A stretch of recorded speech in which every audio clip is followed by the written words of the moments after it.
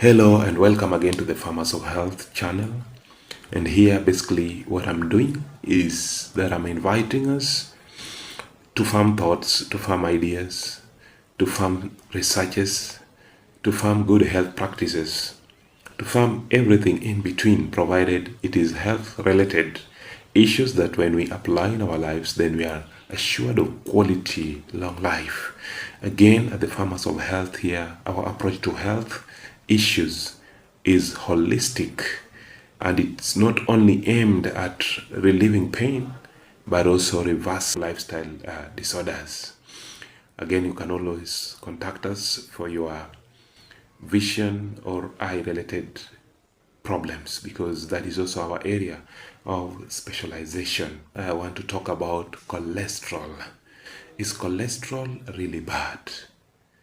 The way we've always known for over 50 years, everything else is being related to cholesterol. If you're obese, if you're fat, overweight, if you have hypertension, lifestyle diseases, then we say brought about by cholesterol.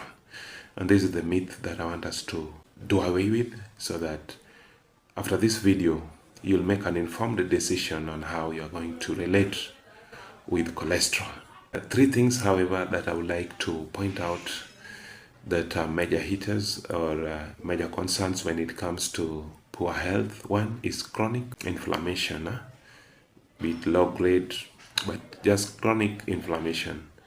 And number two, which is closely again related to chronic inflammation, is insulin resistance. And number three is exudative stress. Now, exudative stress is a disorder where there is an imbalance of free radicals and antioxidants. This leads to cell damage, and it becomes now a precursor for cancer and other health problems. Now, when I talk of inflammation, I mean there are foods that when we take, then they are highly inflammatory and toxic to our cells. They'll damage the very DNA material, the mitochondria of our system, of our cells, and that is like the powerhouse of every cell. So this includes the seed oils, otherwise branded as vegetable oil. These oils, we all know by now that they have zero vegetables in them. They are seed oils, they are unsaturated fats, they are toxic, they are inflammatory, and they are not good for human consumption. So as you walk to that supermarket shelves, please ignore them. You can go for ghee, you can go for butter, you can go for cheese, you can go for extra virgin olive oil. You can also use coconut oil or avocado oil. These are saturated fats that are not inflammatory, they are not toxic, and they will not interfere with their system. When I talk of insulin resistance, I talk of chronic hyperinsulinemia. That is, there's constant high levels of insulin in your body. There are foods that when you eat, you'll always have spike in insulin levels, and these are carbohydrates, simple carbohydrates to be specific, and highly refined foods. Highly refined carbohydrates, including pastures, including rice, including wheat flour, ugali, wheat and its derivatives. Okay, the chapatis, the pastas that we love so much. These are the things that will give us insulin resistance and even inflammation. Okay, then I talk of exudative stress, which now will give us fluffy cells, and these are cells that are destroyed in nature. Then exudative stress, which I've told you will lead to cell damage, again being brought about by sugar and inflammatory foods and substances like seed oils, alcohol, and the rest. Is cholesterol really bad? That when your cholesterol levels are more than 200, I think they brought it to around 150, then you're put on statins to lower the cholesterol levels down. Cholesterol are fatty substances. What are the sources of this cholesterol? 80% of cholesterol is synthesized from the liver, that is from the hepatocytes, the liver cells. And between 15 to 20% all comes from our diet. What is the difference between cholesterol and triglycerides? Now, cholesterol are circulating in blood system, but they are carried either in LDL, that is low density lipoprotein, or HDL, that is high density lipoprotein, while triglycerides are stored form of energy, basically molecules of fats, but they are stored fat that have come from sugars, carbohydrates, fruits. Okay, so they are not the same thing, and triglycerides are not good.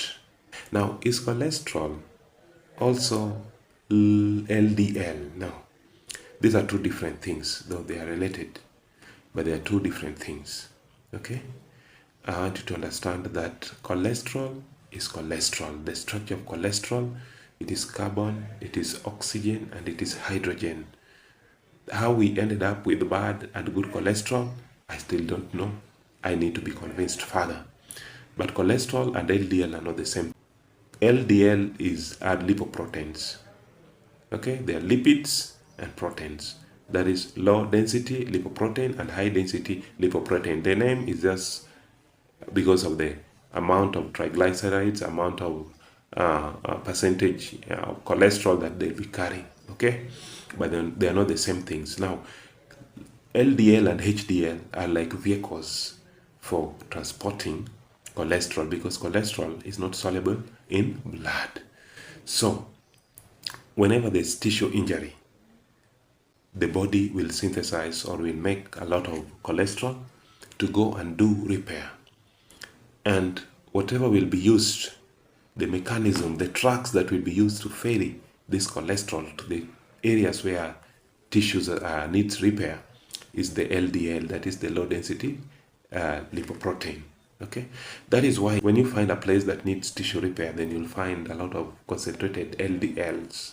So the body is actually communicating when the levels of LDL is high, that there is an inflammatory process and there's something that it's trying to deal with. Okay, so the LDL is taking cholesterol there for repair. Afterwards, the same material, cholesterol, is also carried back to the liver. Okay, because it's a vicious circle for production and usage. And now what is carrying this cholesterol back to the liver is the HDL, the high density lipoprotein. When you find police officers and fire extinguishers guys in an area where there was a fire breakout or there is an accident, you will not start blaming the police officers and the personnel who have come to rescue the situation as the people who created this problem. So we've always blamed LDL when it is high to be the cause of the problem. No, there's an inflammation somewhere and the body is communicating and you need to do something, because LDL is carrying cholesterol to go and fix that problem. So we've always blamed the wrong guy, the LDL. That when now LDL is above 100, then you're put on statins to lower your cholesterol levels. Oh, my friend, you're lowering your cholesterol levels, yet you need this cholesterol to fix issues in your body. That when your cholesterol levels are more than 200, again, you're put on statins. So, do statins actually lower cholesterol levels? Yes, they do. But do statins decrease your risks of heart disease? No, they don't, because there is no evidence. So which cholesterol do statins lower? I've talked of oxidative stress. Remember, these foods that we are taking that are highly inflammatory, they will deform and will make us have fluffy LDL. So that this fluffy LDL will also be circulating in blood. Okay? And they'll be macrophaged, because the body now will be recognizing them as foreign. Okay, so when you take your statins will come now and reduce the good cholesterol. Okay, so when you do a test at that particular moment, the cholesterol levels that will be high are the fluffy or the bad or the destroyed LDLs that can now not be reabsorbed by the liver for again your circulation. So the only thing that for sure statins will lower are the good cholesterol. And recent studies have also shown that increased cholesterol levels are associated with lower mortality rates and better cognitive functions, even in old age. So some of the things that statins will actually achieve is liver effects. There'll be a lot of strain to your liver. Okay, there'll be increased blood sugar and increased chances of hemolytic stroke. There'll be pain and muscle pains, and it will actually lead to what is called rhabdomyolysis, which is muscle breakdown and disintegration, leading to muscle death. Then there'll be also tiredness, fatigue, nausea, headaches, chronic headaches, okay? And again, impaired memories. Now, let me tell you why cholesterol is very vital in your life. One, your brain cells are made of cholesterol. So when you start lowering your cholesterol levels, then you'll experience memory loss. You'll experience what is called dementia, which is shrinking of brain tissues and cells. Okay, so your brain cells are made of cholesterol. Now, in stressful situations, your body needs to respond, and it will respond by producing cortisol hormone. Cortisol hormone will come from adrenal glands. Now, the raw material for manufacturing the cortisol hormone, cholesterol. Again, at the adrenal glands, you produce another hormone that regulates your blood pressure, and this hormone is called aldosterone. The raw material for making aldosterone, cholesterol. Synthesis of vitamin D, okay? Cholesterol. The skin is aligned with cholesterol, okay? Cholesterol will also be used to produce sex hormones, estrogen, progesterone, and testosterone. The raw material for making these hormones, or for the synthesis of these hormones, is cholesterol, right? You'll also need cholesterol for the integrity of your nervous system. In fact, we have myelinated nerves, and this myelination is done by cholesterol, right? You need cholesterol for your immunity. For good, told you that LDL and HDL, the way they carry cholesterol to tissues that need repair to fix that inflammation. That is why when they find this LDL in an area where the sugars have blocked your arteries, then they say it's the LDL that clogged your arteries. While in the real sense, it is the sugar that clogged your arteries. Okay?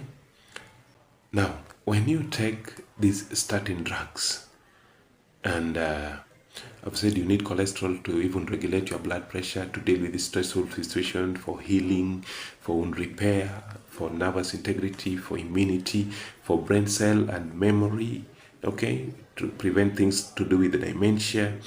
You also need cholesterol because cholesterol is the main raw material for making bile. Without bile, you'll not be able to emulsify fats. Without bile, you'll not be able to absorb the fat-soluble vitamins, that is vitamin A, D, E, and K. So when you've taken these inflammatory foods and you'll not be in a position to absorb vitamins, you'll come and will give you the synthetic vitamin A, D, E, K, which again will not be of the same value to the naturally occurring vitamins. Now, without bile, you'll be experiencing bloating, you'll be experiencing diarrhea, and many other abdominal issues. So you cannot afford to do away with cholesterol. My advice this morning is that you concentrate on foods that are very high in cholesterol. Eat that chicken plus the skin. Don't discard that skin. Eat plenty of eggs. Okay, eat plenty of eggs. You need cholesterol. If you're battling erectile dysfunction, if you're battling hypertension, if you're battling diabetes, these are the metabolic diseases. All you need is to drop carbohydrates and concentrate on animal fats. You need that cholesterol to fix your inflammation. Concentrate on fatty fish, concentrate on organ meats that are high in cholesterol. Again, the liver, right?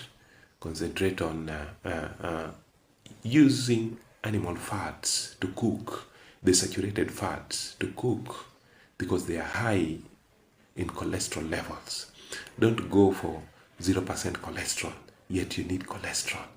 Don't go for 0% cholesterol oil for you, to cook, yet you need cholesterol in your system. They say 0% cholesterol, that it is safe for your heart. My friend, you need cholesterol to fight hypertension. So don't buy that idea. Make an informed decision on how you relate with correct cholesterol. Now, I'll tell you the true factors about cholesterol. So until then, I wish you all the best. Thank you for listening.